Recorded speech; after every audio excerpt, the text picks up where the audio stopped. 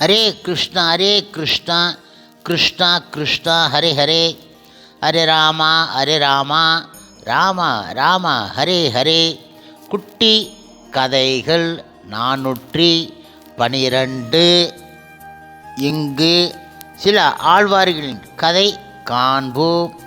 முன்பு ஒரு சமயம் ஸ்ரீபதியான சர்வேஸ்வரன் தன் அவதாரங்களாலும் இந்த உலகம் திருந்தாமையால் யானையை காட்டி யானையை பிடிக்க வேண்டுமென நித்திய சூரிகளில் சிலரை தமிழ்நாட்டிலே தோன்றும்படி நியமித்தான்.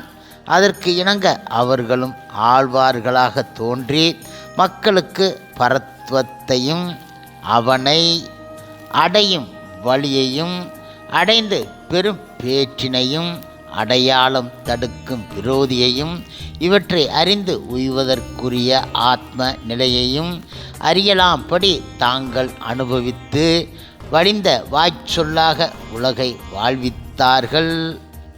முதலில் பொய்கை ஆழ்வார் காஞ்சிபுரத்திலே திருவெக்கா என்னும் கஷேத்திரத்திலே பொற்றாமரை குளத்திலே பொன்மயமான தாமரை பூவிலே ஐப்பசி மாதத்தில் திருவோண நட்சத்திரத்தில் ஸ்ரீ பாஞ்சன்ய அம்சமாய் அவதரித்தார்.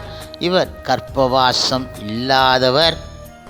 அடுத்ததாக பூதத்து ஆழ்வார் இப்போது மாமல்லபுரம் என்று சொல்லப்படுகின்ற திருக்கடன் மல்லையில் மாதவி பூவிலே அதே ஐப்பசி மாதத்தில் பொய்கையார் அவதரித்த மறுநாள் அவிட்ட நட்சத்திரத்தில் ஸ்ரீ கௌமதிகி கதா அம்சமாக அவதாரம் செய்தார். இவரும் கர்ப்பவாசம் இல்லாதவர். அடுத்ததாக பேயாழ்வார் சென்னையில் உள்ள மயிலாப்பூரில் ஆதி கேசவ பெருமாள் கோவில் கிணற்றிலே ஒரு செவ்வள்ளி பூவிலே பூதத்தாழ்வார் அவதரித்த மறுநாள் ஐப்பசி மாதம் சதய நட்சத்திரத்திலே ஸ்ரீ நாந்தக அம்சமாக அவதரித்தார். இவரும் அயோனிஜர்.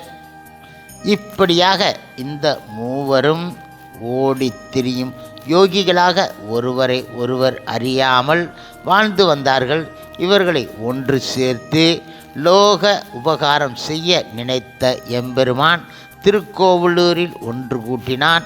முதலில் வந்த பொய்கையார் மலையில் ஒதுங்க ஓரிடை களியை பற்றி இருந்தார். மற்ற இருவரும் அந்த மலையில் ஒதுங்க அந்த இடத்தே நாட ஒருவர் படுக்கலாம், இருவர் இருக்கலாம், மூவர் நிற்கலாம் என கூறி ஒருவரை ஒருவர் வணங்கி நின்றார்கள். இவர்களை நெருக்கி முழுமுதற் கடவுள் மற்றும் பரம புருஷ பகவான் ஸ்ரீ கிருஷ்ணரும் நிற்க நம் மூவரிலும் மற்றொருவர் நெருக்குவது யார் என பார்க்க வேண்டி நெஞ்சமெனும் உட்கண்ணாலே பகவானை கண்டார்கள்.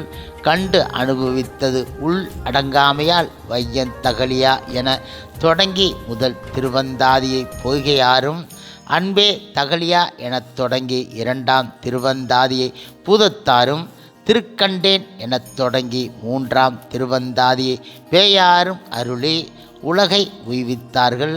பாலே தமிழர் என போற்றப்படுபவர்களாய் வாழ்ந்தார்கள். ஹரே கிருஷ்ணா கிருஷ்ணா கிருஷ்ணா ஹரே ஹரே, ஹரே ராமா ராமா ராமா ஹரே ஹரே.